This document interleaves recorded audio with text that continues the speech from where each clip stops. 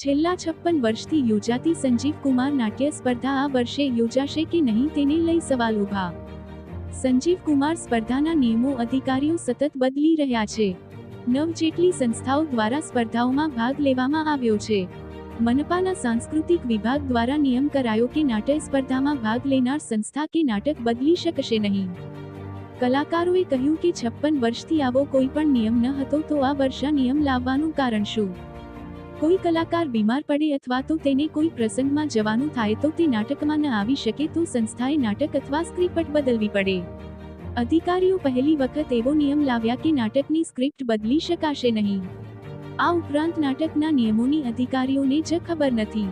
રંગમંચના કલાકાર ભારતીય સંસ્કૃતિના વારસાને જીવંત રાખે છે, તો તેના માટે મનગઢંત નિયમો શા માટે? પાલિકા દ્વારા 56 વર્ષથી આ નાટ્ય સ્પર્ધા યોજાય છે અને આ વર્ષે 51મી નાટ્ય સ્પર્ધાનું આયોજન કરવામાં આવ્યું છે. Bureau report, Surat.